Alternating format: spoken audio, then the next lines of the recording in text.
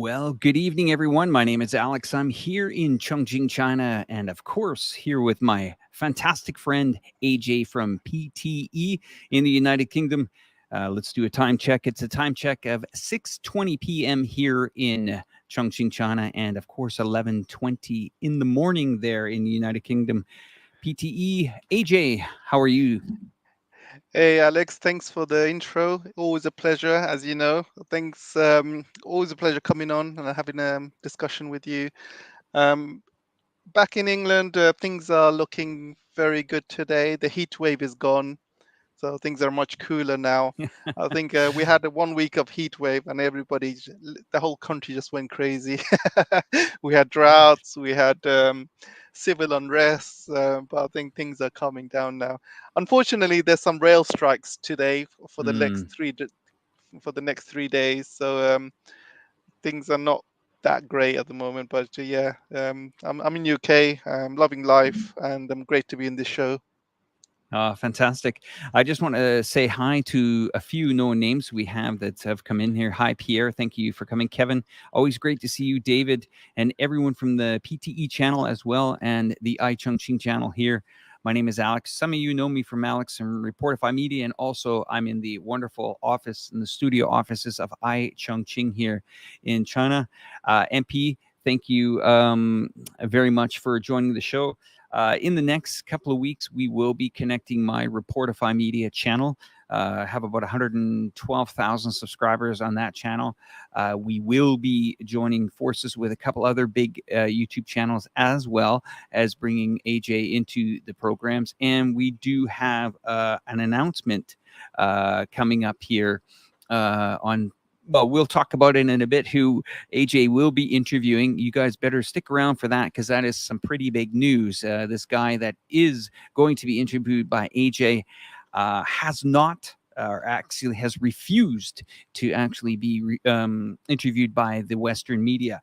Now, tonight's program, the cost of conflicts.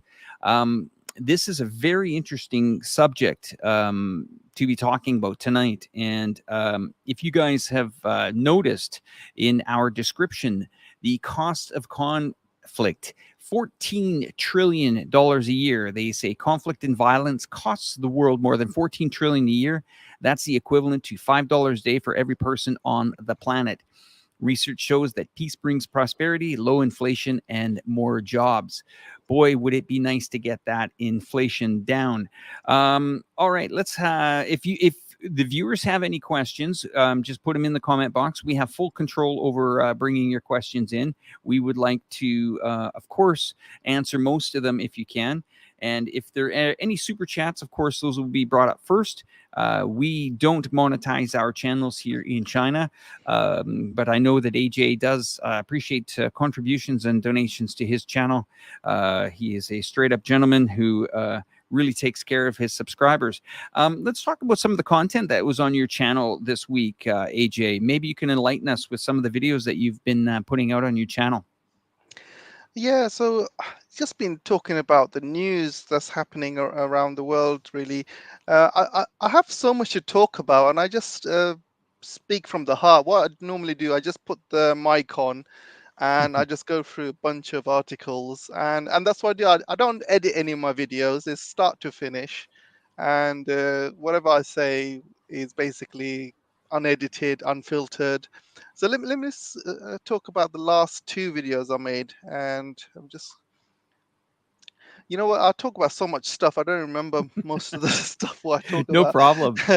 few No few days problem. ago, few days ago, I made a video about Liz Truss, and Liz Truss was being her usual self, coming on and talking about how she hates solar panels.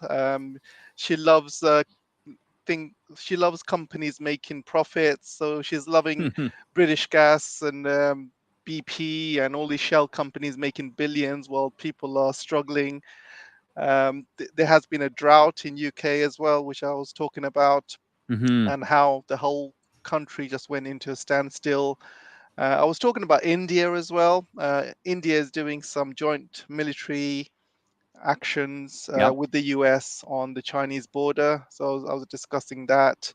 I was also talking about how US is going to be doing a trade deal with Taiwan as well, to try and help Taiwan when it comes to trade and stuff. But I was also Mm-hmm. discussing how, Taiwan is only like 100 miles away from Chinese mainlands, Mm-hmm.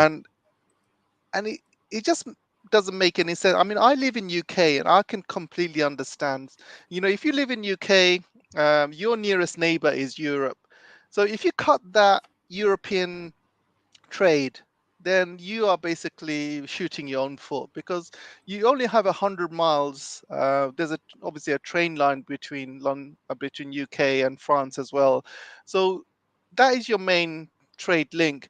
If you Mm-hmm. if you want to trade between America, Australia, Japan, you're gonna have to spend money on fuel, on gas, on transportation costs halfway around the world. And it just doesn't make any economic sense, especially now when there's really high inflation. So when America says, oh, we're going to help give Taiwan more trade, etc., how are they going to do that? Because the United States is so far away from Taiwan, and by the time ships go to Taiwan, by the time ships go back to the United States, you'll find that, oh, hang on a second, things are so expensive because of the transport costs. We might as well just not bother. It just doesn't make any sense. I was also talking about Salman Rushdie, Oh, that's how terrible news. yeah, it's terrible news, and obviously my heart goes out to him and his family. But I mean, I'm not here to judge anyone, but I'm a Mm-hmm. very much an advocate of, you know, have not having any hypocrisy when you're Mm-hmm. dealing with people. I mean, here you have Salman Rushdie, and he was advocating free speech at the time. And only problem is he was advocating free speech against Muslims. But when Mm. you see what's happening around Russia, with obviously China, etc. If you speak up against Russia, if you speak up for China, then you get demonetized, you get shut down. People like Assange get put into jail if they spread out the truth. So I was asking the question, why is it okay for Salman Rushdie to say whatever he wants? And why is it not okay for others to say whatever they want? When it comes to Russia, when it comes to China, when it comes to the Middle East, there's a lot of double standards going on, a lot of hypocrisy. Um, and I was also talking about South Korea as well. And obviously, South Korea has taken a very strong line against China, especially with the new leader who's been voted in. Mm-hmm. And he's been talking about adding more THAAD missiles. He's been talking about joining the Quad. So he's been very, very, you know, boisterous and very aggressive towards the Chinese. And I was talking about where this could lead, and it's just not going to lead to any happy ends for South Korea, unfortunately, if they carry on this road. And I was talking about how South Korea basically went back on their promise, because when the THAAD missile was first introduced years ago, there was a huge there was a huge outcry from China. And at the time, Lotte, which was South Korea's one of the biggest companies in South Korea, is like a retail outlet, and they have shopping malls and things like that. So they gave up land to host these THAAD missiles. So that's why Lotte was basically kicked out of China, because they did that. And also there was a huge lot of other trade issues with South Korea at the time. And in order to fix these issues, South Korea promised they're not going to add any more missiles. They promised they're not going to join in any Quad. They promised they made three promises, and already the new president has broken all of these promises. So I was just talking about that, really. I was also talking about how South Africa was basically the South African foreign minister was sitting next to Blinken, and she was saying basically US is bullying, US is patronizing. And I just found it really funny when Blinken was sitting right next to her, and his face must have dropped. I was also talking about how UK companies are being affected, how UK life is being affected day to day. Things are getting worse here in UK. Wages are going down, prices are going up. And Mm. I was talking also same in Germany as well, and things are getting worse, especially with the drought happening. All the rivers are drying up all over Europe, and there's some major issues happening in Europe as well. And in order for England to change their infrastructure, because all of the infrastructure was built hundreds of years ago, when it was never England was never hot, so all of the infrastructure was built hundreds of years ago. It was made for cold country, and there's no air conditioning on trains. There's hardly any infrastructure for air conditioning, and they're going to have to spend millions, billions, and billions to change all of that infrastructure. Just basic things like roads. Roads were built for cold climate, not a hot climate. Like if you see roads built in America, they're built for a hot climate and a cold climate. So when it gets hot, these roads don't melt. Steel, for example, the train tracks. One of the reasons all of the trains stop moving when it's hot in UK is because these train tracks have been around for hundreds of years, and they're not made for hot weather. They're only made for cold weather. Things like that. It's just basic things. The whole infrastructure will have to change in UK, and they're going to have to spend billions, which they don't have actually. But yeah, there's a lot of things happening around the world. So those are all the main talking points I've been talking about. I think you really hit a point there about the investment, and right now is not a time for countries once again to be opening up their wallets and spending money on infrastructure. And this poses a big problem because our society today, the ones that are making the decision for our children tomorrow, we also have a generation that is used to being on their own. Yep, I've heard names called it the generation of kids that were raised in their bedroom because they have the internet. They don't need to go out. They don't need to be in yep, public. When they're messaging, I was watching an interesting movie last night called Vengeance, and it was talking about children who they'll message when they want to message back. They have yep, that control. They have that control of time. They have that control of when they want to communicate and how they want to communicate. Do they want to do it by voice call? I bet you if you ask most kids, what three numbers are on your mobile phone that you can communicate? Is it to your parents, or is it to your best friend? I bet you most of them couldn't even come up with a phone number, because most people of that generation just communicate by text apps and stuff like that. So that's where it yep, gets very, very complicated. And we're in a world that now communication diplomacy is greatly needed, and yep. we're failing. Here's how we're failing. Is that my wind noise or your wind noise? That's my wind noise, actually. Sorry. All right. Okay, I'm Let me just going to put you on mute let for me a move sec, it. okay? Give me a second. Let me move it. Yeah, no problem. Where's AJ, huh, guys? Where is he? He could be out shopping for all we know. I love it. Anyway, I just wanted to talk to the audience a Is that little is bit that better for about. you? It sounds great. It Oh, sounds great. great. So here's where communication breaks down. And as I was doing research for tonight's program, have a look at this.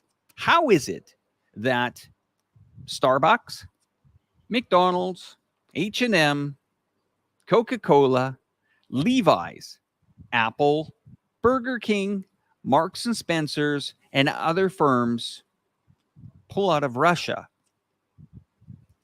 Now, who's communicating to these companies to say, hey guys, we think it's great for your public companies, your shareholders, your long-term quarterly reports, that all these companies, this is just a few, IKEA, Yep. you name it, pull out. That is communication. That is what we have the United Nations for, which has failed. That's why we have resolutions, which people seem to not honor that anymore. Yep.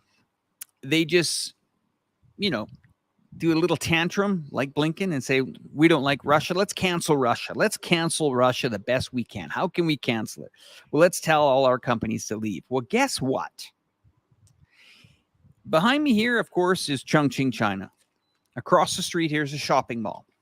Actually, 3 shopping malls. A lot of them have American companies in it. Now, I don't want to harp on the US stuff here, but I have to. And I have to really focus on this because here's where my point is. This document that shows all the shops that have left Russia here over the last 3 to 6 months, and it's been fast Yep. and furious.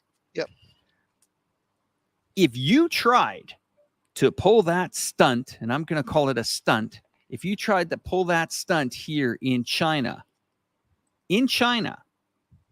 okay, look at the bottom lines of Starbucks, just for an example. Yep. Burger King, and all these major players that have rode the riches in their market caps, including some major airlines, whether it's Boeing or Airbus or whatever. You take that off your balance sheet now. And now the communication, I bet you the communication will start very quick. Okay. And here's the biggest issue is they thought that Russia would bend over and just, accept. They didn't. Yep. And I'm not talking about the war, whether you're on the Ukrainian side or the Russian side or you're in between. That's not what this conversation is about. We have a diplomatic community that thinks it's okay to target a government, but try to overthrow a government by targeting its people. And we have just witnessed 6 months of them trying to do it to 140 million people. It didn't work. So what makes you think you're going to do it to 1.5 billion? And if you do it to 1.5 billion, you can kiss your stock market goodbye. You can kiss your quarterly reports goodbye. Your, I think they're 401. I don't know what they are in the US, but anyway, we call them mutual funds in Canada. Yep. But maybe the viewers can tell us what they're called. 401ks, I think that's correct. Maybe I'm incorrect on that. But that would be the end of it. That would be it over in a heartbeat. And I go into these malls here, and I do see people supporting these Western brands. Starbucks, full. Yes, you know what? Starbucks, you can come here. You can sell coffee. Everything's great. But then why is it, AJ? Why is it that if you're an athlete of Russia, you have anything to do with Russia, you can't do business, and pretty soon we're hearing you're not going to be able to even travel to Europe. Yep, correct. So where is this the example that we get when, you have independent journalists from the United Kingdom reporting on that area that have been sanctioned by their own country, Graham Phillips, who has had his home taken away, his car taken away, his bank account seized. Yep. And they want to even charge him for war crimes. Now, where does that take us? Can America bully China? My opinion, good luck. We hear people talking about, well, if America wanted to come over here and, protect Taiwan and do all that, they could do it in a heartbeat. I did 2 videos on this recently on my other channel, and you can go check those out. It's quite a debate over there. We won't get into it tonight, but the troubling thing I have here, AJ, is the cost of this fiasco in the international community. I'm not talking about the war that's going on in the Ukraine and Russia, but just the catastrophic fallout that's happened. I mean, it's even hit the YouTube community. I got an email the other day from YouTube that said the following: if you're a content creator in Russia, sorry, we're not paying you anymore. Yeah. At all. 0. So somebody that has a channel that maybe is making muffins, or somebody that's making pierogies, or a little travel channel or whatever, they're not paying you. Nope. They're Nope. taking your money. Yep. Comments, AJ? Yeah, what a world we live in, right? I, I, ne- Unbelievable. I never thought I would see the day. I never thought I would see all of this that's happening around me with my own eyes. It's absolutely crazy, and I completely agree with you, Alex. And I think we're having this lost generation, I would call it.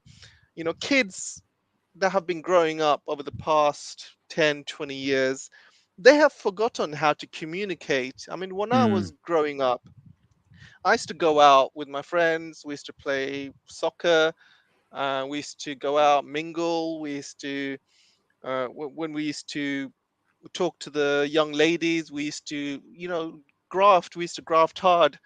And nowadays, kids have lost that genuine way to communicate, and it's a lost art. The lost art of picking up your phone, calling your friends, having a 1 or 2 hour conversation, catching up with everything is gone. Now it's a quick text message or a quick message over the Instagram, IM they call it, and say, and that's it, just one quick message.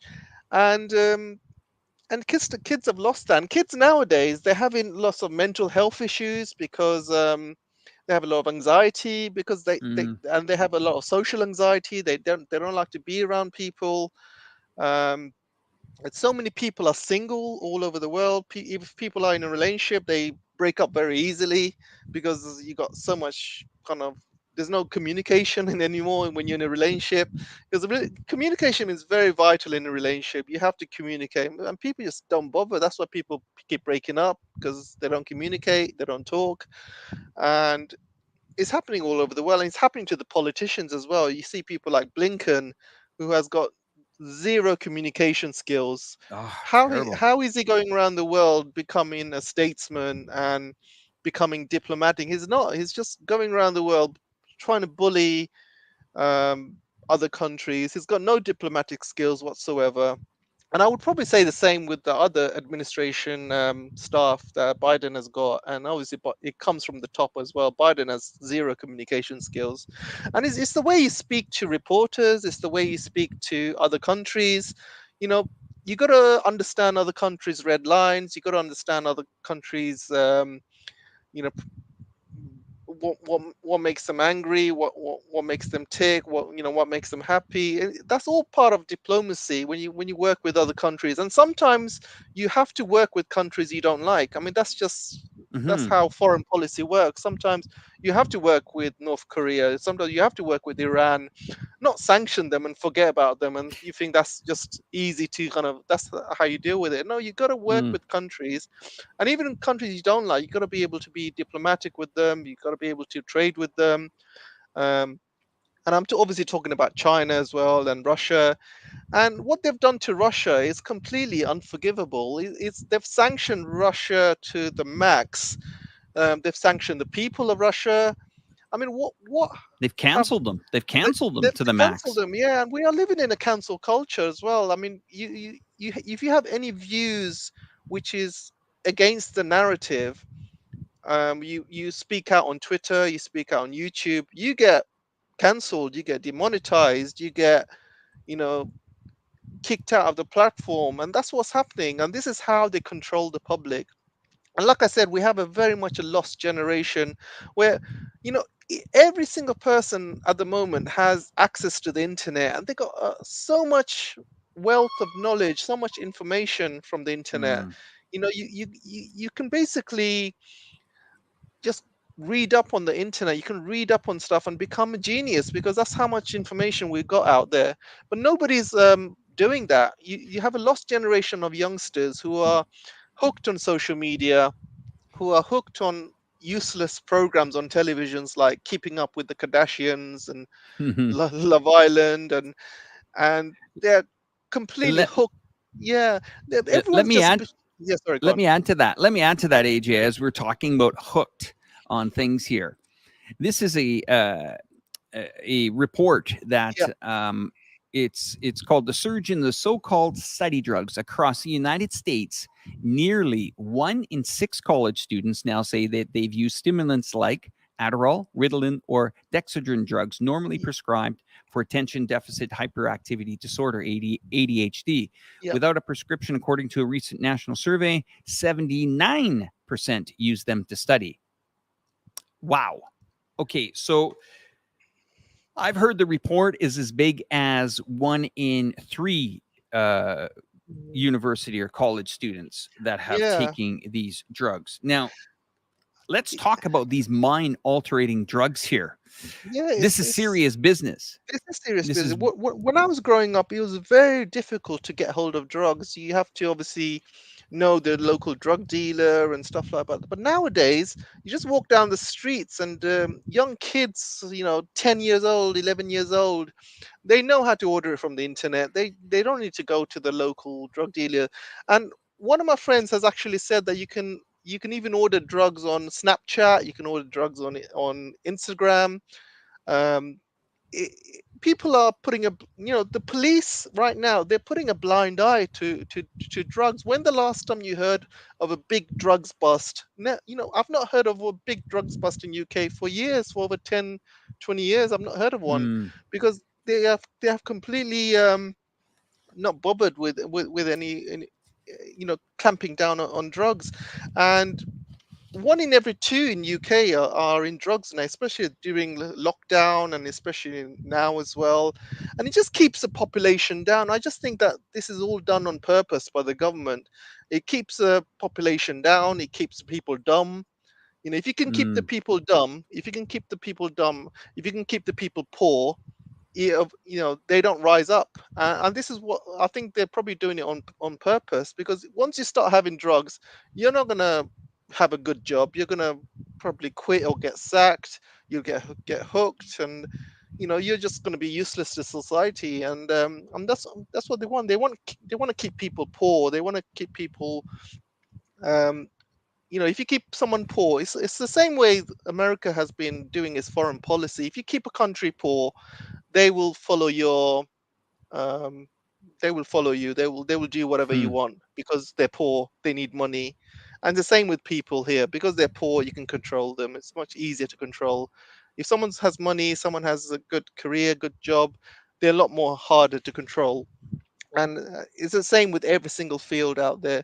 And yeah, and it's crazy. I mean, you just walk down the streets, it, and every other person is doing drugs or doing. It's just so easy to get it nowadays, and I just can't believe how society is going. And plus, Hmm.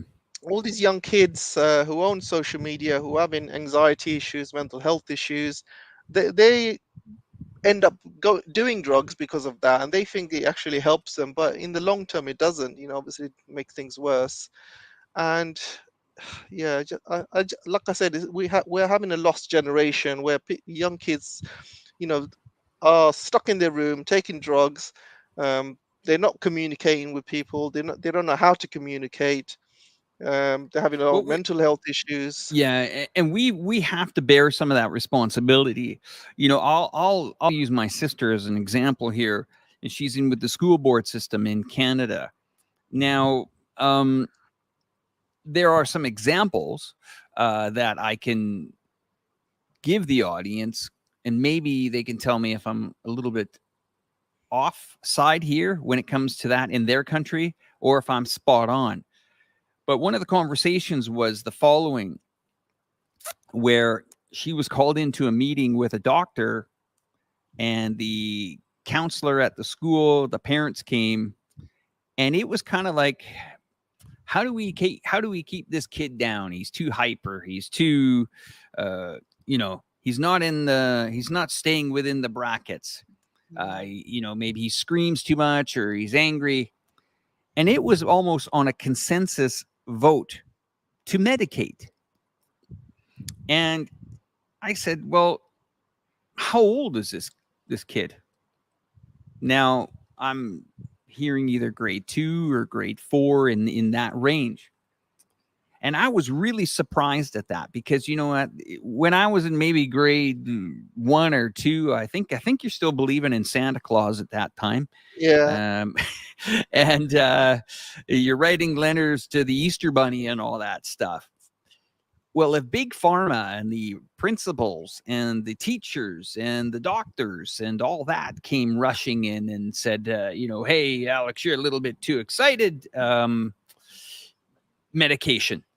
And I could probably give you 100 times I was excited when I was young. When I got a new bike for my birthday, when the tooth fairy left me 50 cents under my pillow, when I discovered cable TV for the first time and all those things, yeah, you get happy. It's a happy kid. Now, maybe there are some children there that have some other really deep issues, but what on earth is a flippin' guidance counselor being involved, the principal being involved, the school,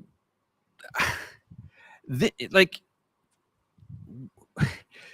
who is making these decisions, and why are these decisions so radically different now in 2022 than they were in the 1970s and 80s? Yeah. Yeah. Was it that information slowed down? People talked. People said, bring your child in. Let's talk to the doctor. Let's have maybe there's something that we can help the child with. But now it's like, okay, everybody in the office, 5:30, we're going to make a decision. Do we medicate this? This is David King put it up here. Perfect, David. Obey or medicate. Yeah. Yeah. That is spot on. Obey Exactly. or medicate. Wow.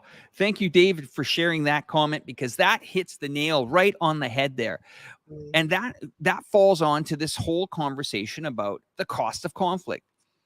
The cost of conflict just isn't those people that are fighting in those countries. Those costs of conflicts are these governments around the world that are trying to cancel these other ones. If you're in Europe right now, get ready for a food and energy crisis. It's nice and warm now, but if you remember what I said on the show 2 weeks ago? I said, go out and buy an electric heater if you're in Germany. And you couldn't buy one if you tried right now, because people are preparing for it. They know it's coming. And this is another crisis that's going to happen. So now you're throwing families into a food and energy crisis. The kids are going through just sitting at home for the last 18 months, getting over this COVID stuff. I mean, this is going to be, wow, one really deep, if we get into it, one really deep, what's the word for it, guys? It is a tragedy more on, people that are going to suffer with depression, people that are going to suffer with anxiety.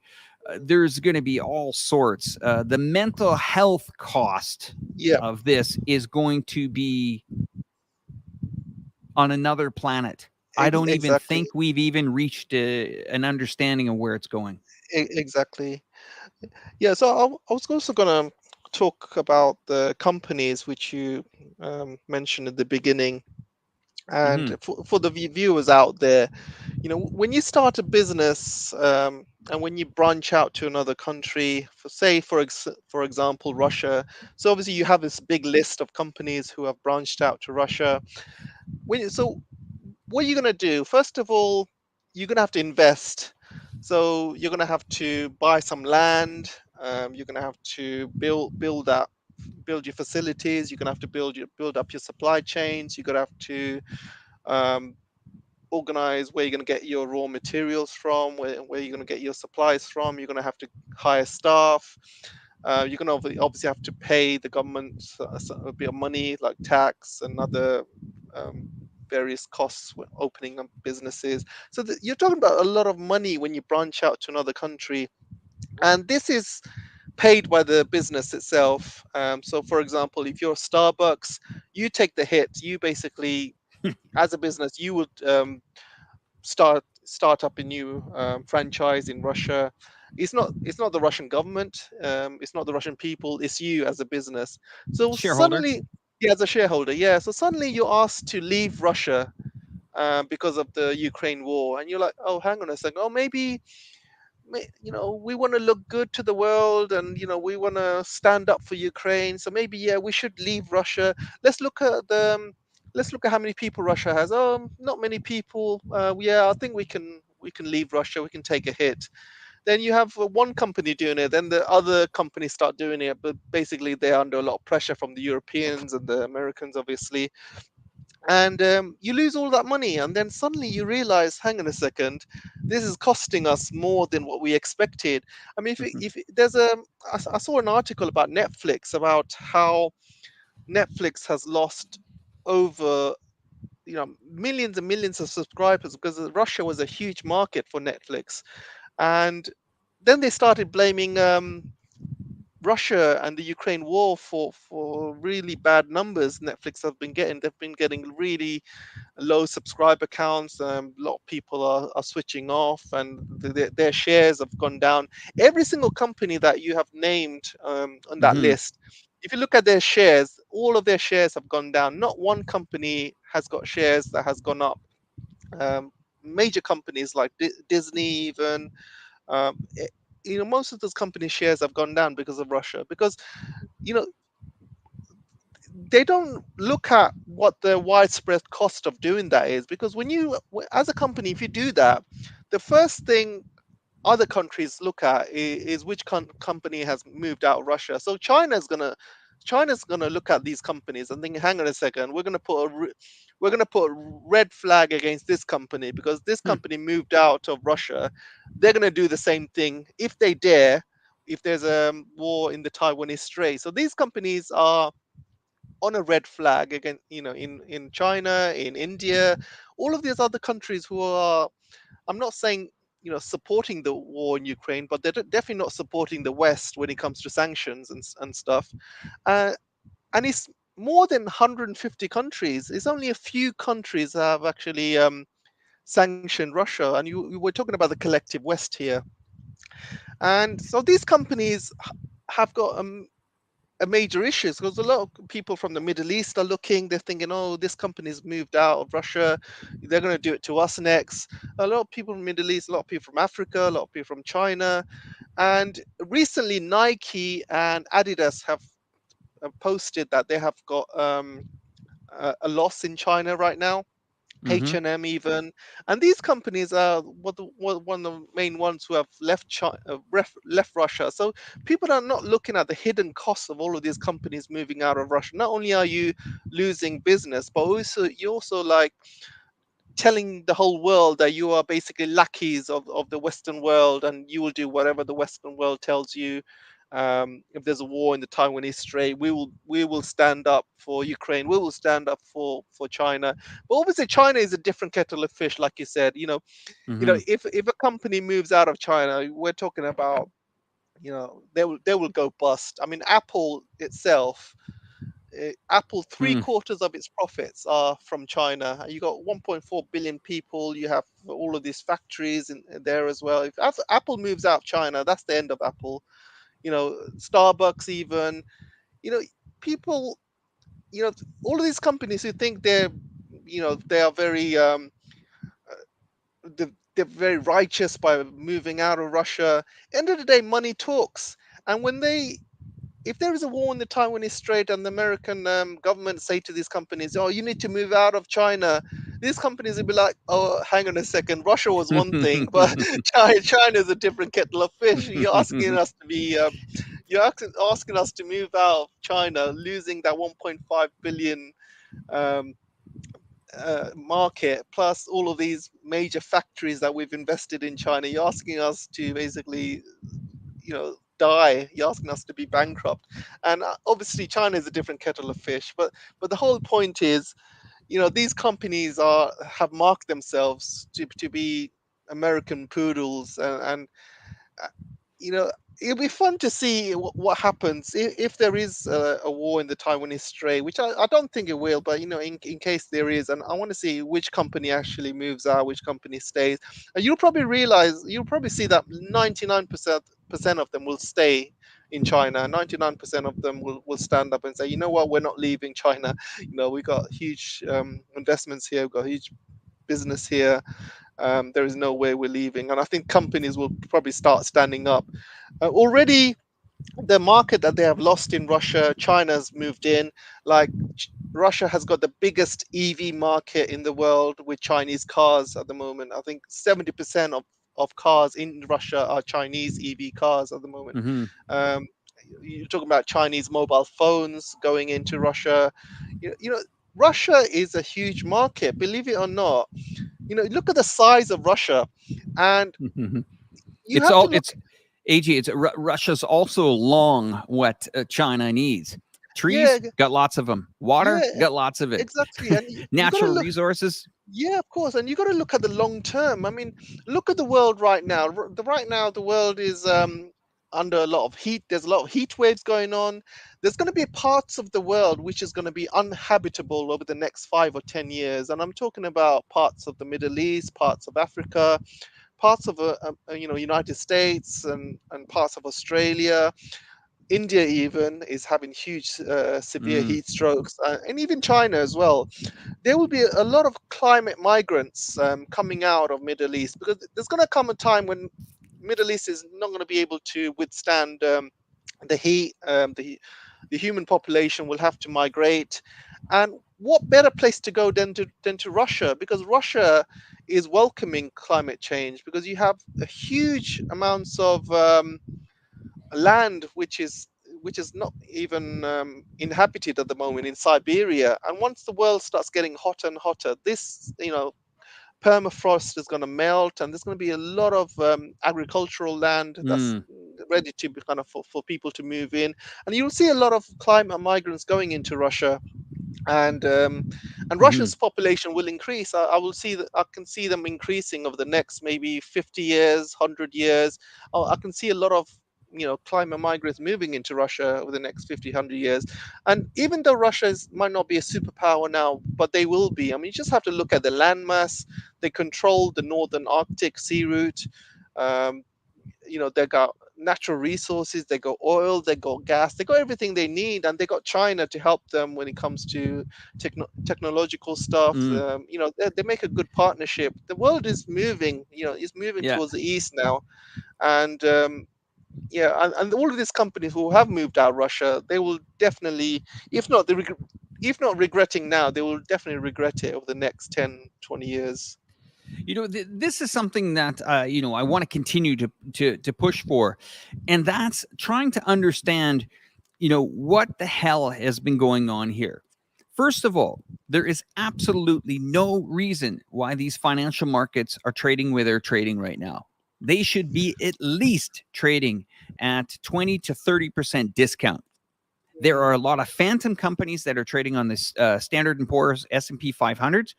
How do I know that? Well, just look at Boeing's bottom line. How many people were ordering airplanes in 2019, 2020, 2021, and maybe 2022? Sure, they have some back orders that needed to be filled and moving forward.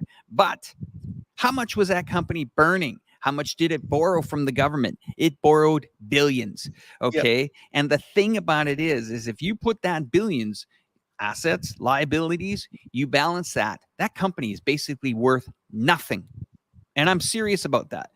I've been trading these financial markets for 25 years. The most peculiar thing I've ever seen is, what on earth is this market even remotely close to trading at its all-time history highs when 1.5 billion people aren't even in the market right now? Are airports moving at full capacity? No. There's shortages of workers. There's massive inflation. There's companies that are pulling out of countries. We've had this cancellation. And I hold one guy responsible for a lot of this stuff that's going on. Now, yes, the Fed has pumped in funny money into the market.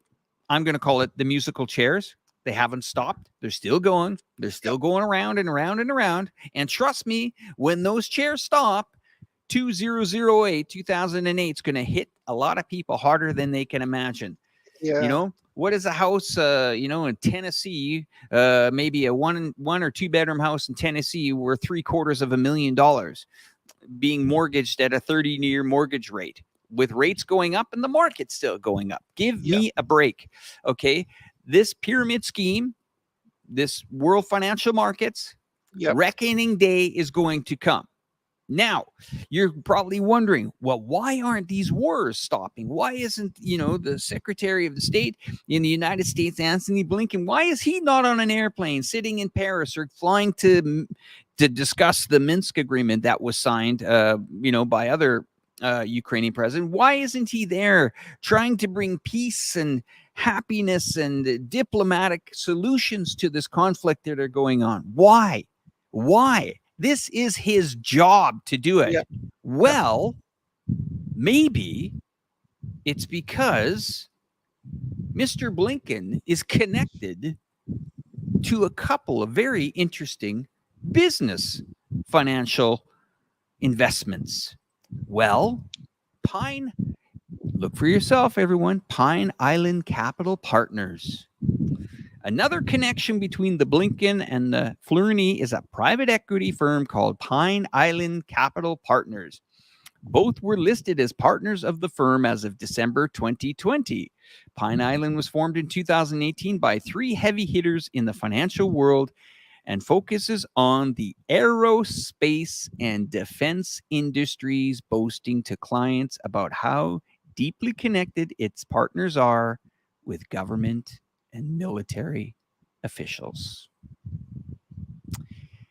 Need I say anything more about that topic? Isn't that mind-blowing? Yeah. That the Secretary of State is connected to companies that are going public in defense products, materials. He sits there. He's got support by the Senate. Yep. He's got support from senators that are flying over to Taiwan and other parts of the world saying, we've got to stop this, we've got to stop that. In fact, I'm going to play something from one of my videos. Probably might be a bit difficult to play it, but it's pretty mind-blowing that when you see senators sitting at the table saying, well, we're going to have to stop Russia at any cost, it's almost like they insert a new country every couple of years. So now they've got Russia bogged down in Ukraine. Both are fighting very hard. Both are spending billions of dollars. And now we're beating the drums in the Taiwan Strait. How interesting is that? How the timing is interesting in that. And to deflect that, how do you deflect it? I mean, I'm just speechless. It's crazy. It's like going to a circus and you see a clown trying to balance all these plates, and they're trying to balance them all at the same time. And then somebody throws a plate made from China, and he's trying to balance that as well, in top of all of the other plates that he's balancing. And suddenly it all falls down eventually. And that's where we're heading. And yeah, I mean, like I said, all of these guys at the top were diplomats. We're even talking about Nancy Pelosi. Her husband's got interests in Taiwan, semiconductors, TSMC, and things like that. Everyone has their own interests. None of them have their own. None of them have interests where it matters. We're talking about the people. And obviously, they are forgetting what democracy is all about. The democracy is about, you know, basically you vote for people who look after the people, who are for the people, and you put your own people first, and you do everything you can as a priority. But they don't even look at what's happening in United States. They don't see the huge amounts of homelessness, huge amounts of inflation. The middle class is going into poverty. um, it's not just United States, but also Europe, also UK as well. And they have been taking the middle class for granted for years. Just they have been making money during all the top people have been making money in the pandemics. They make money from wars. Um, the middle class have been a bunch of chumps, according to the Western world, and they've been using them for years and been taking advantage of the middle class. And guess what? The middle class now is turning into poverty. So what Yes. they're going to do, they're not going to have any more middle class left if they carry on the way they're going. And when that happens, when people have money and then they lose money, people get angry, and when people get angry, they go to the streets. We're talking about riots, and it's happened before in history many times, and looks like it will probably be happening again. I would probably estimate within the next 6 months or maybe even a year. And yeah, for far too long, people say that United States is a plutocracy, and like I said, Hmm. it's a pyramid Scheme. scheme, Yep. and plutocracy is basically 1% of the people are basically looking out for 1% of the highest earning people. The rest of the 99% they don't really care about, to be honest. And they have their own interests, they have their own goals. They are riding along um, Americans. They are trying to keep their power as well. So they see when China is growing, growing its economy, growing its military might, they're going to lose the Pacific if China gets stronger. So they are trying to gain as much.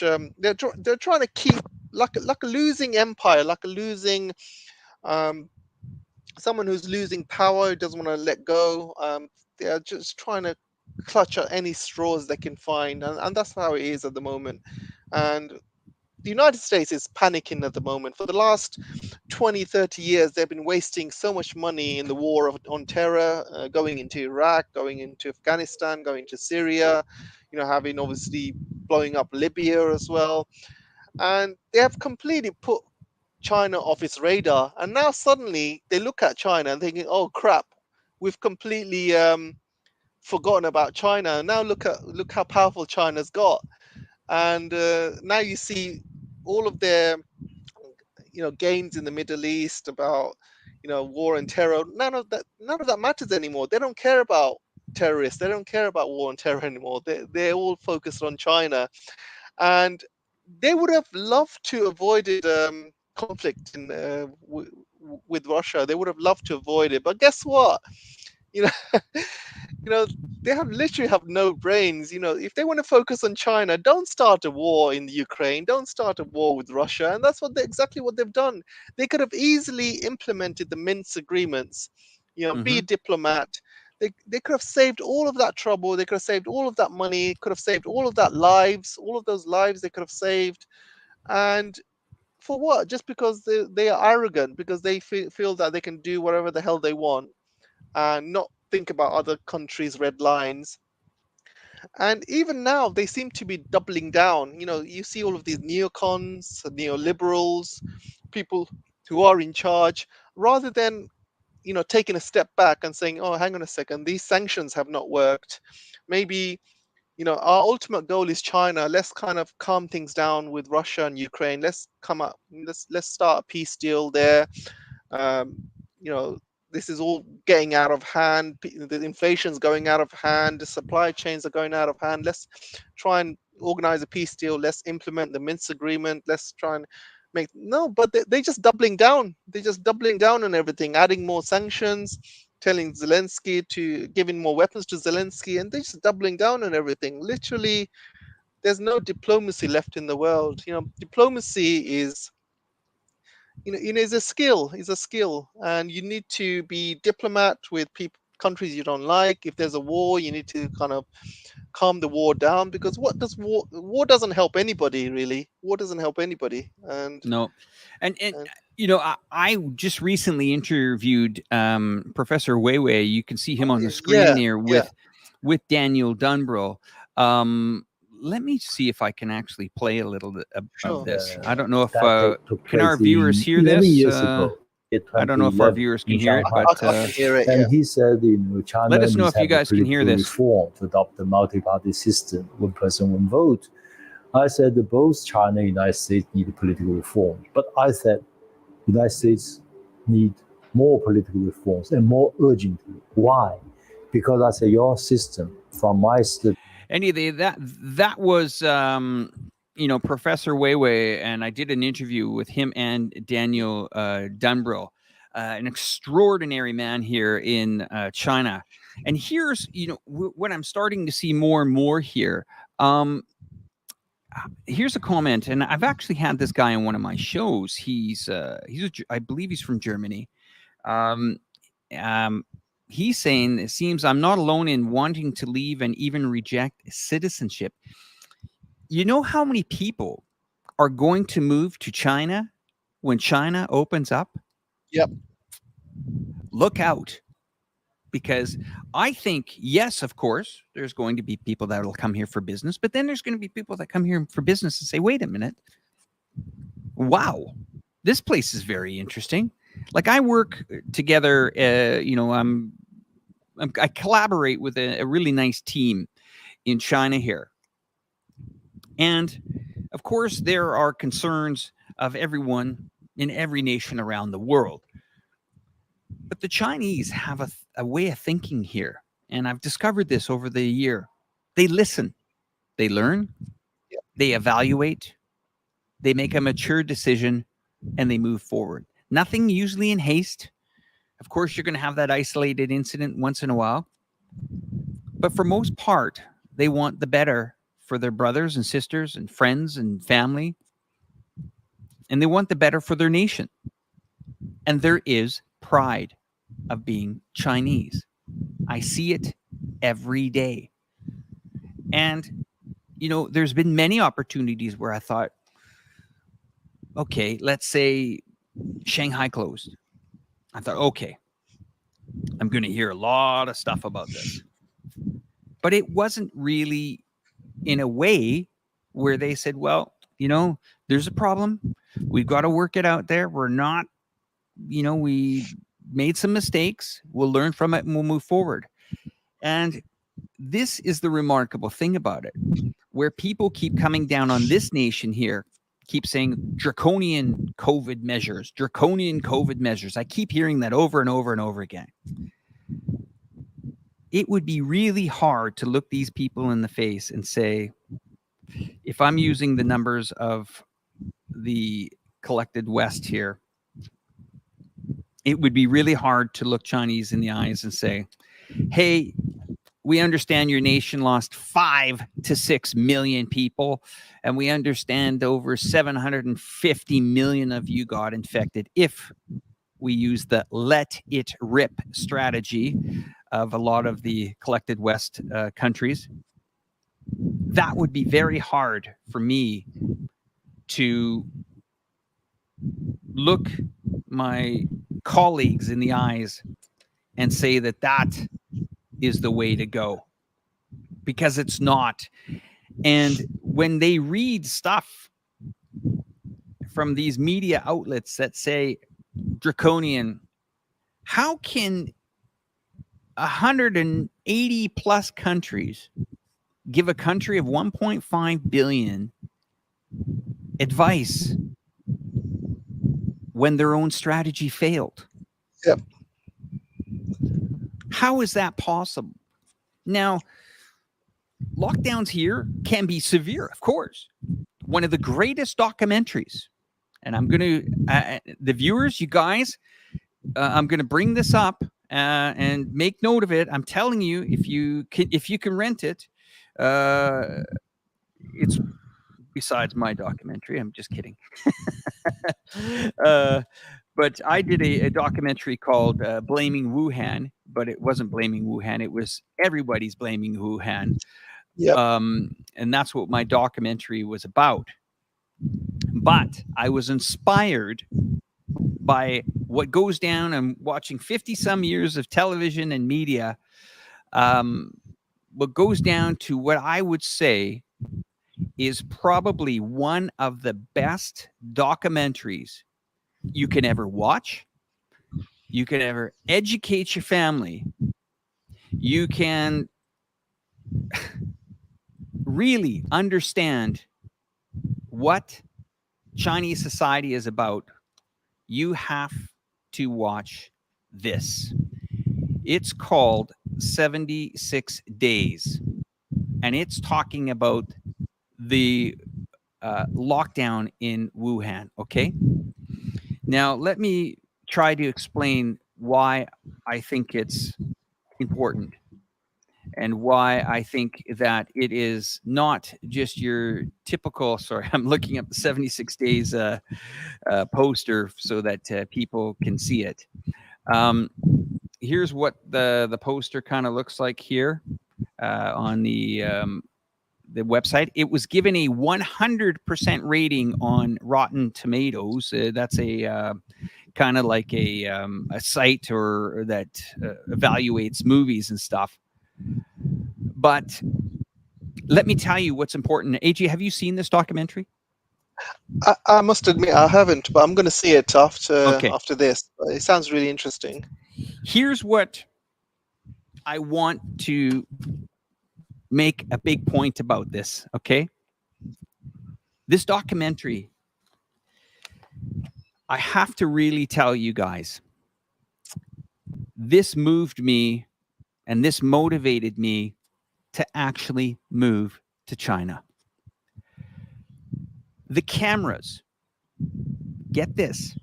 When you're making a documentary, sometimes you might want to sit there and you say, I got to make a script. I've got to figure out what the idea is about. I've got to think about what the story's about. Well, guess what? This didn't have a script. In fact, the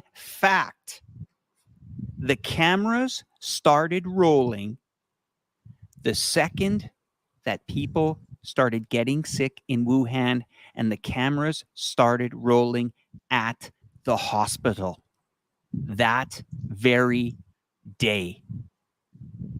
And they kept rolling until the 76 days is over. So if anyone tells you that China censors anything that kind of happened during that 76 days in Wuhan, you go out, you watch this show tonight, and I guarantee you, you will wake up tomorrow morning a different person and have a very, very different outlook on China, because the cameras, AJ, rolled. Yeah. They didn't even know what was going on when the cameras were rolling. You can feel the panic. You can feel the love for people, the care for people in a pandemic. This defies everything that China stands for. This goes down to me as being, if not one of the greatest documentaries I have ever seen on this planet Earth. And you want to talk about the cost of conflict. Well, if there was ever conflict in this country or having something to do with this country, they would pull together. And I can tell you, when people are trying to be experts and trying to say, well, China this, China that, China doesn't have this much hardware, I can guarantee you guys, okay? I can guarantee you that if China was ever pushed into a military conflict, right outside that door there, I guarantee you every country or company that is either making cars or washing machines or refrigerators will turn into a military assembly line in the blink of an eye. And you can guarantee that hardware will defend this country and defend these people that live here. And, you know I made a big deal about that documentary there, but I tell you, this is an interesting comment here. Not all documentaries are the truth. Interesting. But this wasn't a scripted documentary. This was the cameras were rolling. Anyway, AJ. I got to say, I'm definitely going to be watching that. Living in UK, at the time when the virus was kind of in its early stages, the Guardian paper and the British papers were very, very critical on Chinese actions because at the time China had done a lockdown on all its citizens in Wuhan, and they were saying that papers were saying, oh, this is against human rights and China's locking down its people. This is not right. And guess what? When the virus ended up coming to the West, guess what the Western countries start doing? Lockdown, draconian measures. They did exactly the same thing, if not worse than what China did. And there was a lot of stories in UK as well. There was a young lady in China called Zhang Xian, Mm-hmm. and she was basically put in prison for 4 years in the early stages, and a lot of Western papers were basically talking about her, and they were saying, "Oh, she's trying to report the truth, and she's been put into jail. They're trying to censor her." But this wasn't the case. When you actually look at the facts, this woman was going into hospitals, kicking down doors, while in the operating theater, while they were operating, she was kicking down these doors, and she had a phone camera filming what was going on, and she was being an absolute psycho. If this happened in UK, they wouldn't put her in for 4 years. They would put her in a mental institute. Because imagine going into a British hospital, kicking down doors and kicking down uh, doors where people are getting operated on with you haven't got any hygiene, or you'd be taken down as a crazy person. So they don't really tell you the whole truth, and this woman was absolutely crazy. She was literally going from hospital to hospital and kicking down doors and just filming with her phone and just being completely crazy. Then obviously, you know, the Western papers like to kind of paint her as an activist. She's no activist. She was just a crazy person doing that. But yeah, I think what the West reports, in China, you just got to take it with a grain of salt, really.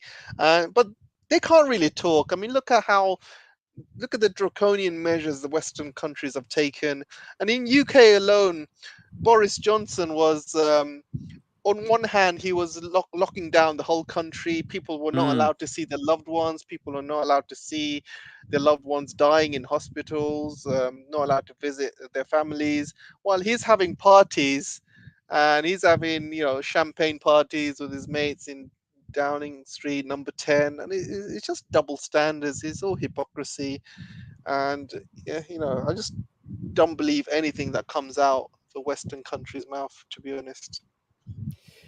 It is really disheartening. And what is going to get us out of this mess? I mean, what is going to get us out of this mess?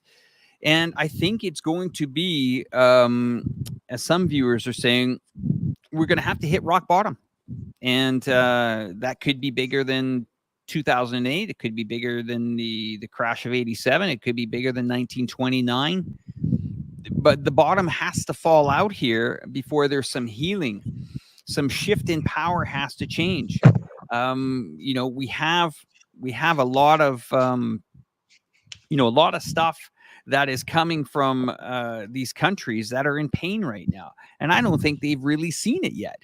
I mean, you've seen natural gas prices, at 14-year Yeah, highs, and we're in the summer. yeah, So I can imagine what's going to happen. And my heart really goes out to people that, I have a mother, a 77-year-old mother in Canada. And, she is forever saying, hey, the pension, it used to cover 6 bags of groceries. Now it covers 2 bags of groceries. I'm trying to get her to move to, China. Well, we're going to try to get her to move to Thailand first, because I have a home there. But it's at the point now where she's worked all her life. She paid off her home. The pensions just don't cover that. I know my mom's not the only one in this situation. There's millions of people across the world. But when it gets to that stage where you're calling your mother in the winter and she's got, 2 jackets on, slippers, and a couple of blankets because she's trying to save a few bucks on heating, we're in trouble. And sure, I can, take care of my mother, of course. But what about some of these other families that are just trying to take care of themselves right now? That's the real difficult thing. And here in China, I feel that there are of course, it's not a perfect system, AJ. But on the other hand, I haven't noticed. Now, people might say, "Hey, Alex, you don't live in Shanghai," but I live in Chongqing, okay, and this city is 32 million people. If I was in the last year, if I was going to experience inflation, I would feel it. Now, I did a video on it 8 months ago where I went to a market. I asked market traders, I asked purchasers, how much has vegetables gone up? How much has pork gone up? How much has this gone up? How much has gas gone up? Sure, there's a fuel, some of the fuel costs have gone up. But for most part, the impact has been minimal here, not life-changing. That's the difference between having a nation that becomes completely unglued, where people are starving, they can't eat, they can't keep the heat on, and they're not going to buy into that. Oh, we got a full belly of food and the heat's on, so just treat us like dumb people. When you're bloody cold and you can't eat, you're going to get angry and you're going to hit the streets eventually. Yep. What country is going to be that first? I don't know. But the credit cards have been out. I mean, lending rates. I mean, we're talking a 3/4 point raise here again in September. What? Really? People are suffering from gas prices, from electricity prices, from food prices, and then you're going to throw the mortgage up another 3/4%. The mathematics on this, my friend, don't make sense. And it was funny. I actually said to my mom a year ago, stock up on some stuff, because the supply chains could get impacted here. I was talking to a couple of business guys here about container costs. 6-7 years ago, maybe even 4 years ago, you could send a container across the water, $2,500-3,000. It would land in the western part of the United States or even into Europe, a couple $1,000. Well, now that's $20,000. These prices are out of control. And it doesn't matter what you buy. You can buy a used car and the goddamn thing goes up. Because, it is just out of control. And no one is listening. No one's listening to this. Nope. Peter Schiff is a pretty good financial guy. He called the crash in the world market here in 2008 in the housing market. What on earth are housing markets going ballooning, skyrocketing through the roof? In China, they're actually not moving in some markets. In some markets, they're actually either flat, holding, maybe a decrease. But they didn't, I talked to relatives in Canada, United States, certain parts of Europe. Oh, yeah, real estate prices out of control. I'm like, where? Why? How? Didn't the world just come out of a bloody pandemic? Where's all this money falling out of the skies? Oh, no, but yeah, but... And I'm like, isn't half the world still working at home? Oh, well, they quit their jobs. I was hearing people quitting their jobs during a pandemic. I'm sorry, guys. Maybe I'm from the old school here. But man, if the world was in a pandemic, the last thing I would be doing is saying, hey, you know what? I quit my job. Now, yes, there are some positions in this world where they were kind of forced to quit, or maybe airlines got complicated. But man, oh man, I'm hearing people, oh, I think I want to switch my job. Are you nuts?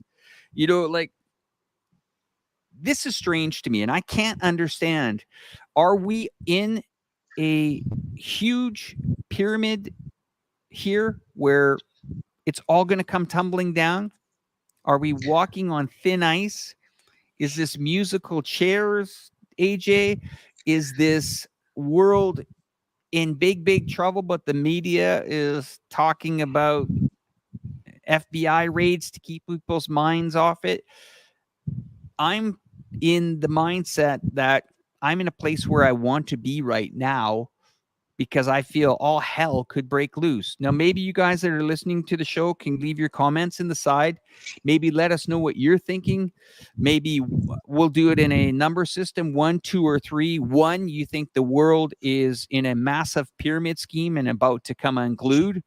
2, the world is behaving normal. And 3, the world is going to improve. So, once again, 1, pyramid scheme, the world's going to become unglued. Number 2, the world is just normal. And number 3, things are actually going to get a lot better.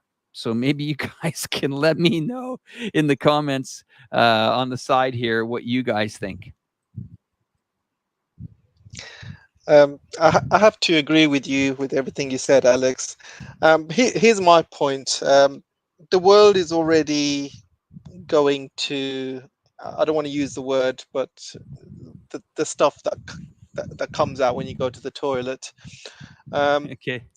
Already the global south is having issues at the moment. We're talking about Sri Lanka having to have a bailout. We're talking about Bangladesh recently asked for an IMF bailout. There's going to be a lot of global south countries which are going into SHIT. And it is kind of, yeah, I'll wait for Alex to come back. Hey, Alex. Sorry, did I miss something? No, I was just talking. So yeah, I was already saying that how the global south is already looking for bailouts. We're talking about Sri Lanka. We're talking about Bangladesh recently asked for IMF bailout.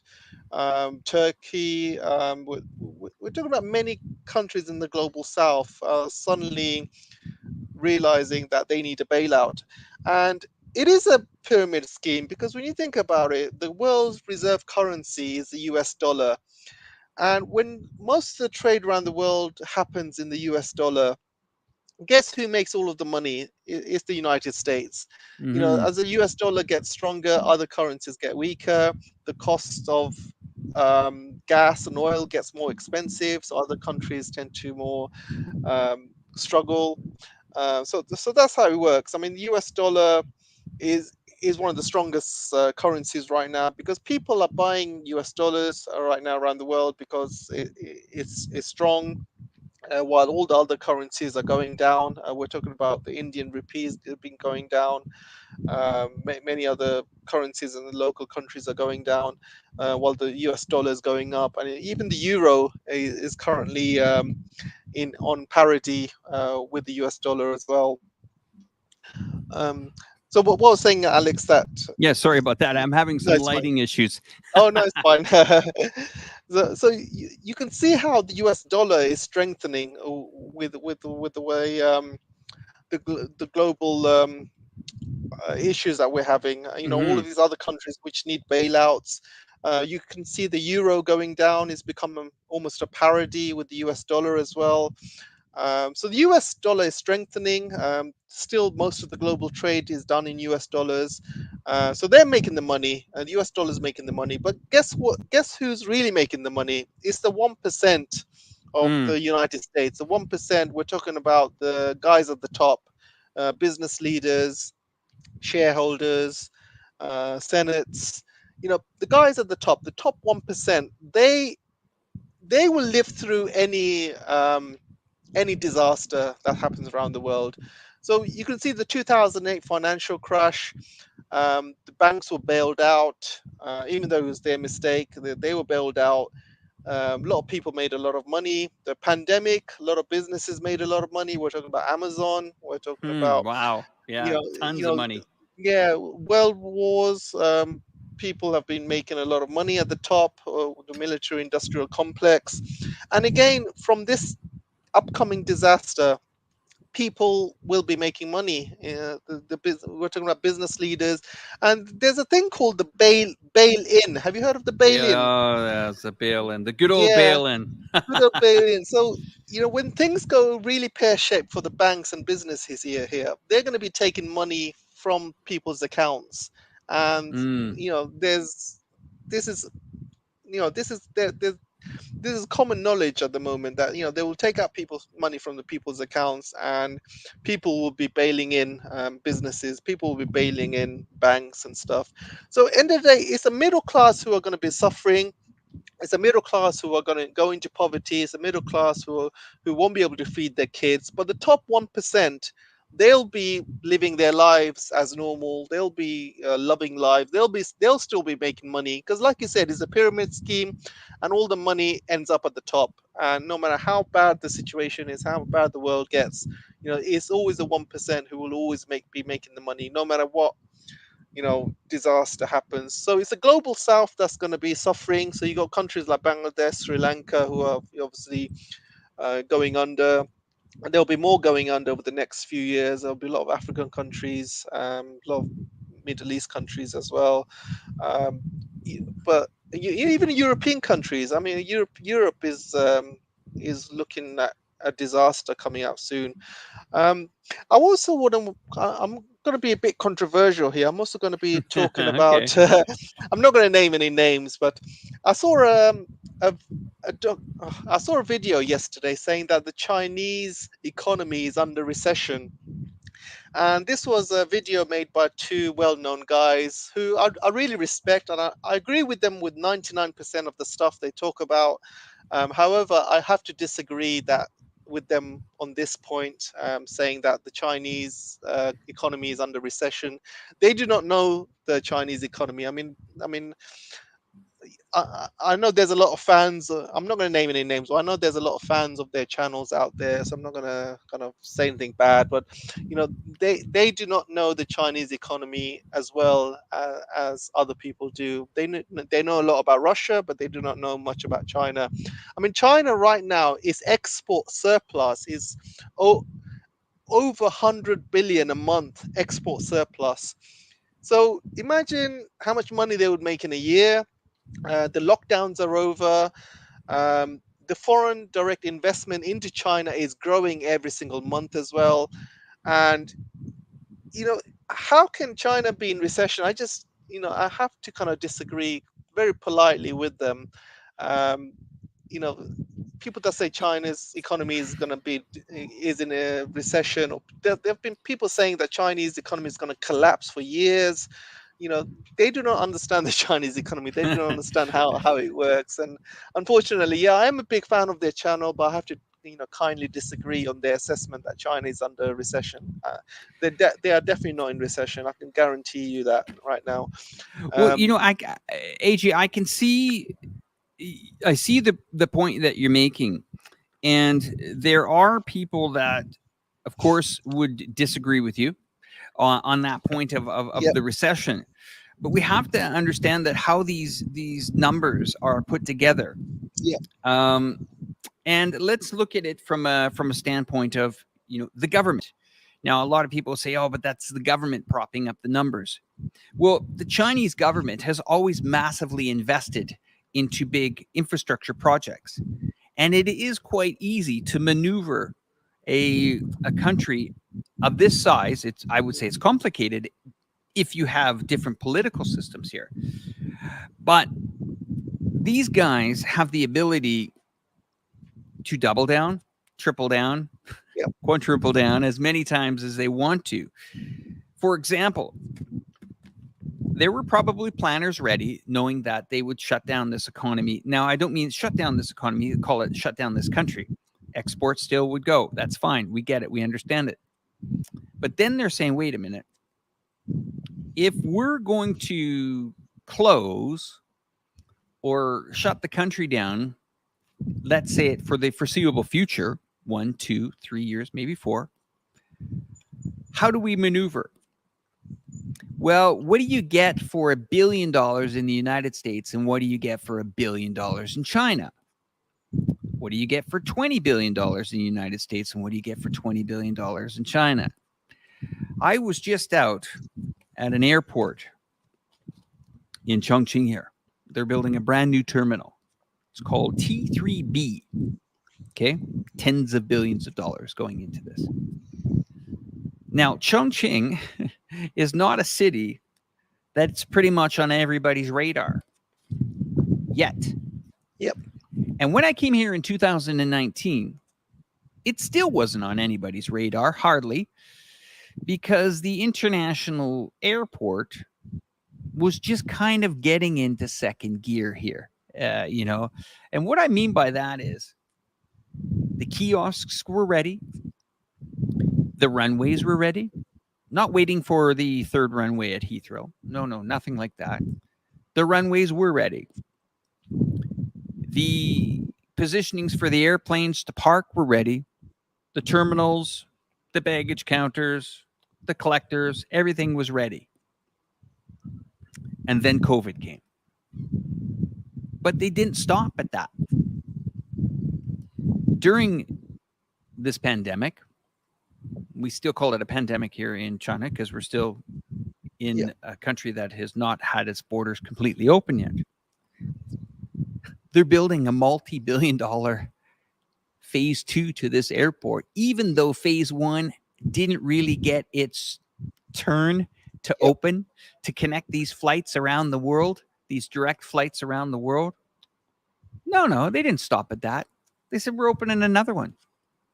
But I'm sitting there going, well, wait a minute. Why would you open another airport if the other airport hasn't even been really open yet?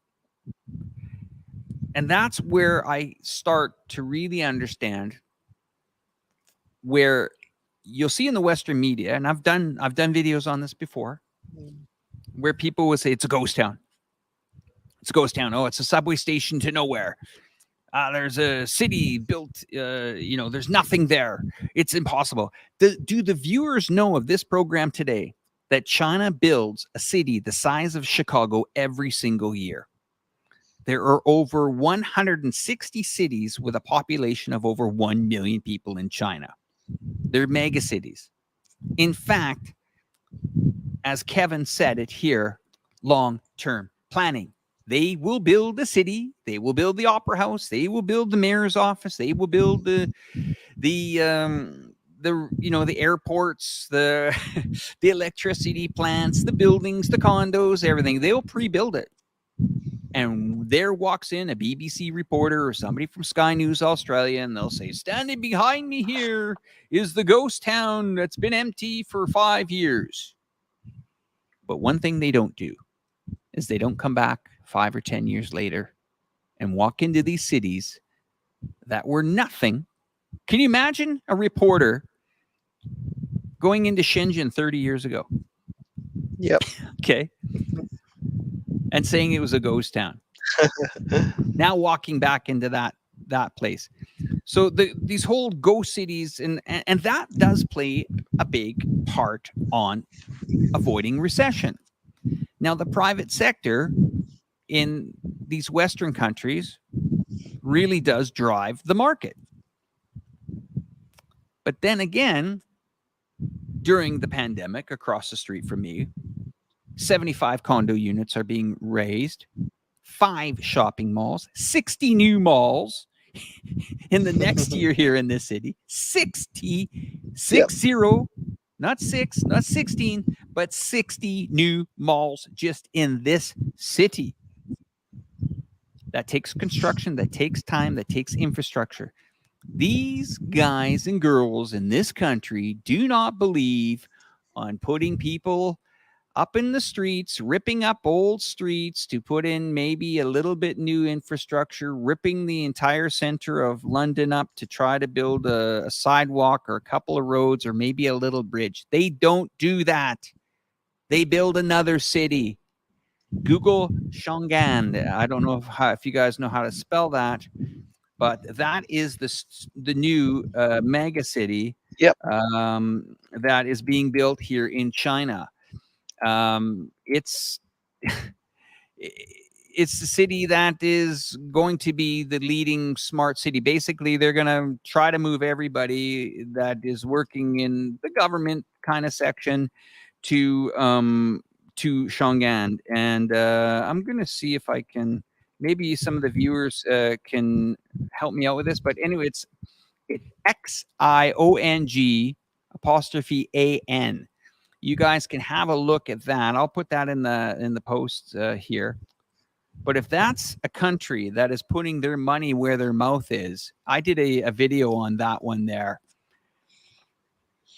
We're talking multi billions of dollars, and nobody has even moved in there yet. Yeah. So can It's these guys? Yeah, go ahead, AJ. Go ahead. it's the size of Ireland, by the way. So we're talking about a huge size. And Alex, I don't Yes. see any papers in the Western media now talking about ghost towns anymore. I used to see them 10 years ago or even 5 years ago. They're talking about it, but now they've all silent. They've all shut up because all of these cities that they were saying they were ghost towns, they're not ghost towns anymore. If you Google Tianjin ghost town, you'll see 10 years ago they were saying Tianjin was a ghost town. But look at Tianjin now and look at the population now. If you look at Yeah, Ordus ghost town. People saying Ordus was a ghost town 10 years ago, but look at Ordus now. If you yeah, look I at agree with you. Kangbashi, all of these cities around China who they've been building over 10, 20 years ago, and all these Western papers are saying, "Oh, ghost town, this is a ghost town." But now they've all shut up. They're not even saying anything. They're not even mentioning it anymore. Here you guys go. Here's a. I'm going to bring this on the screen here. Um, I'm going to remember this. HUSXO. Okay, I'll remember that comment here. Here is Shangan, new area, 100 kilometers from Beijing. Have a look at the screen, guys. And let me just see if I can put the volume on here. Ecological and green. Let's have a look. The north of China's Hebei province, Chong'an is in the midst of a rural revolution over the 21st century. In April of 2017, President Xi Jinping unveiled plans to develop a vast city across Chong'an, China. According to him, a vision of urbanization is crucial for the millennium to come. This master plan is set to cover over 2,000 square kilometers, the same size area of Shenzhen, China. As engineering marvels across this urban city, Chong'an is under construction to become China's perfect city. The Chong'an new area extends over Beijing, Tianjin, and Hebei. So you guys get the point of that. I mean, that's what China's doing, okay?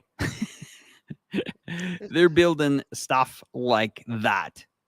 A bridge might be get the attention of newspapers in your town, but no, they got to build a multi-billion-dollar city and build it from scratch because they don't want to go in there and rip up the streets of Beijing to I don't know, build an extra bridge and a little bit railway line. Nah, let's connect the cities together.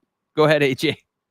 Yeah, I was going to talk about a bigger story Tell me. regarding these cities, really. A lot of people don't realize that, you know, everything they do in China, they think of it long term. Everything is done for a reason. And all of these cities that have been built, like Xiong'an, next to Beijing, is part Mhm. of what you call a cluster city. So Beijing will be linked to Xiong'an, will be linked to Tianjin, and they all going to be commutable within 1 hour of each other. And Mhm. there's cluster cities all over China. So you look at the Pearl River Delta, you see all of these cities connecting to each other there. You have Shanghai, Suzhou, and all of these cluster cities connecting there. You have obviously Chongqing and Chengdu and Xi'an connecting there. So every part of China has got a cluster city network where it's easily commutable within 1 hour of each other. And what this means is these cities will be able to trade with each other, will be able to do business with each other. People will be traveling to each other's cities, and that just increases GDP. When money moves around, when people move around cities, when goods move around, that increases GDP, that increases money circulation, and that just helps the whole cluster as a whole. And also, you know, everybody knows Beijing is really busy. There's a lot of traffic jams in Beijing. There's a lot of pollution. There's a lot of businesses. There's a lot of people. So having a city close by alleviates all of that, alleviates the traffic, alleviates pollution, and the GDP will increase in the whole area. Because when you have too many people living in a city, it's actually not good. Things are, suddenly you're stuck in traffic for hours. That could be time you could be spent doing something else productive. So when you have too many people, things are not good. So this is why Hmm. alleviating some of that traffic, alleviating the people, alleviating some of the businesses to Xiong'an, it just makes things easier. This means that, if you're if you're a restaurant and you want to open a restaurant in Beijing, obviously things are very expensive. You're gonna have to compete with all of these other restaurants.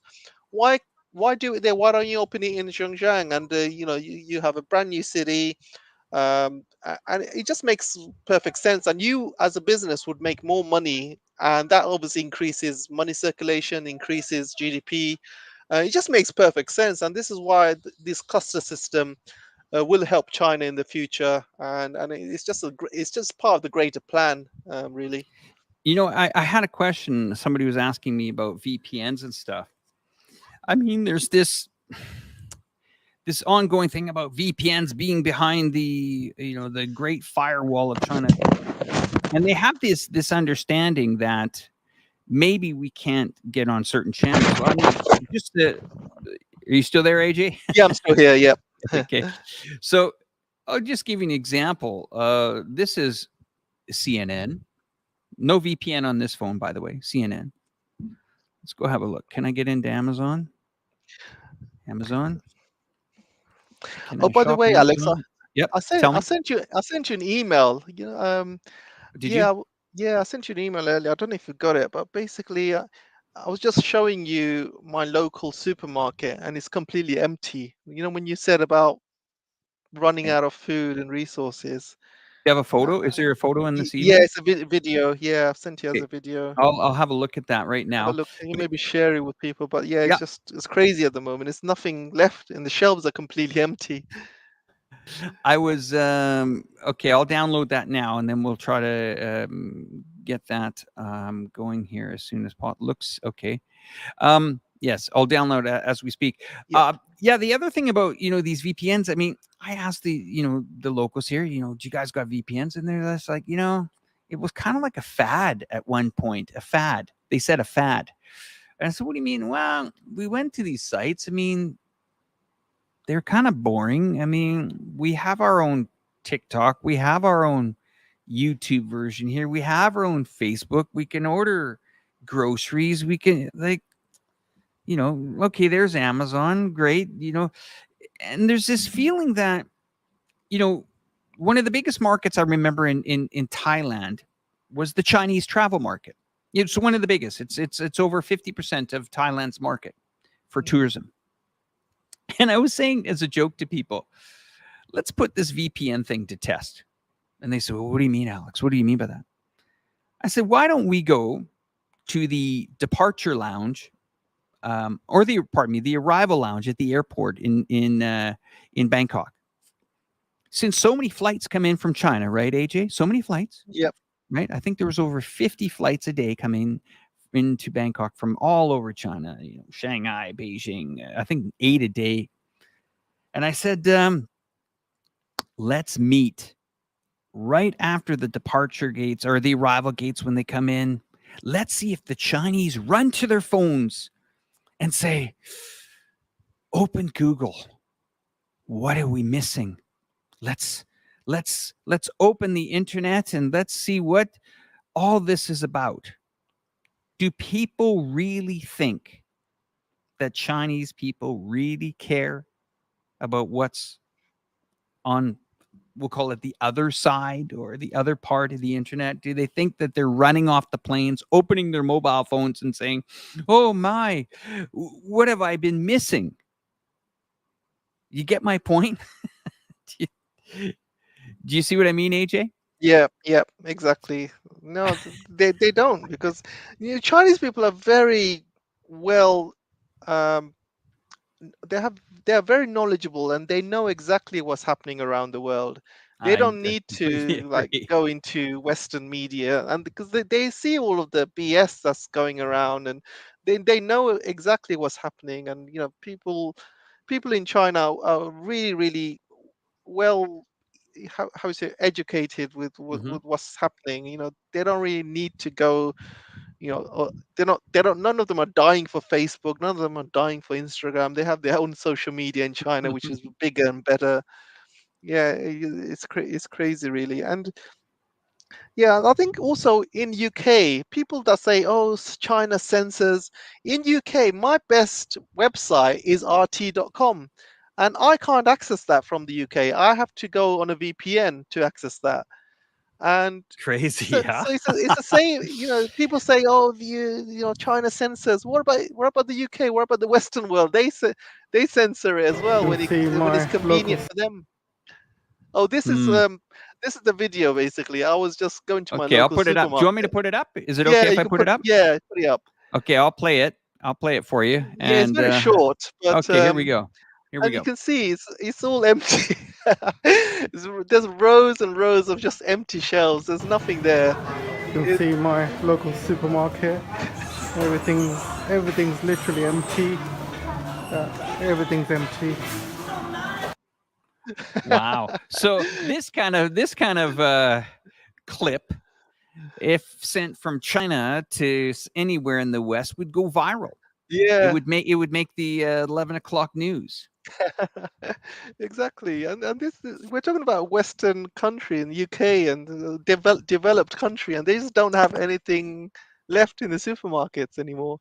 Um, the supply chains are very bad here, and one of the reasons is empty is because every because we had a week-long heat wave.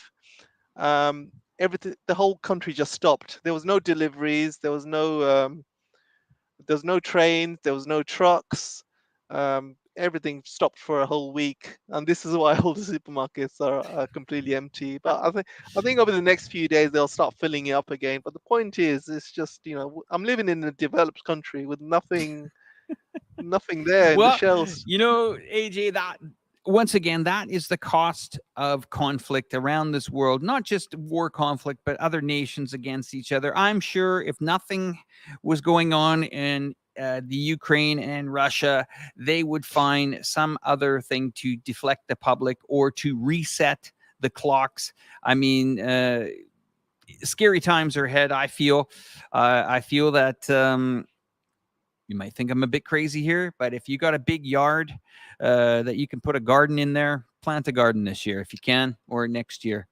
Um, anyway, let's wrap this up. I just want to say to everybody that has joined the program tonight, thank you so much. My name is Alex. I'm here with iChongqing, as well as Reporterfy Media is my personal channel. I will put a link in the description, and also, if you haven't heard of AJ's channel, it's there's a few. They will be in the description as well. And throughout Facebook, we have quite a few people joining us from Facebook today, which is really nice. Thank you for that, and from the Tiger Paw channel as well. We greatly appreciate you guys tuning in. So the PTE Geopolitics and the PTE Wolf Warrior channels, you should subscribe to those both. Thank you so much for joining the program today. And for all the people out there, we wish you guys a great week. We will be back next week, and I'm going to make an announcement on this show here. I'm going to give the microphone to AJ here. AJ, we spoke before the show. Who wants to be interviewed by you? You can let the audience know, since he will be your guest. He is a very good friend of mine. And he personally made the request that he listened to one of our recent live streams, and he said that since he's a friend of mine, I should just sit back and be the host and listen to you two talk. And I said, what a fantastic idea. I'll hand it over to you, AJ. And after that, we'll wrap up the stream, everyone. Yeah, I must admit, I'm actually very, very excited. Obviously, I can't withhold my excitement. I want to probably try and keep it a secret until Okay. we kind of organize a date and a time. Sure. Until then, I want to keep my viewers guessing. But yeah, he's a major guest, and let's just say he's an absolute superstar. And I'll be it'll be an absolute privilege to speak to him and have it. But I think for now, let's keep it a No secret. problem. Once we No get problem. once we get a date and a time, we'll announce it, and I think it'll be great. You're a smart one. Well, thank you very much, and for all the people, and I appreciate that, Orama. Thank you very much for complimenting me on my videos. So once again, everybody, if you're watching the replay, you can subscribe to AJ's channel, PT Wolf Warrior and PTE Geopolitics. I think the world's gone crazy, something along that line. iChongqing, as well as Reporterfy Media. We want to thank you guys for spending some time with us, and for all the subscribers that have come to the channel. If you're not a subscriber, don't forget to subscribe to us. But thank you so much. We look forward to talking to you guys next week. All right, take care, everyone. Bye for now. Thanks, guys. Thanks.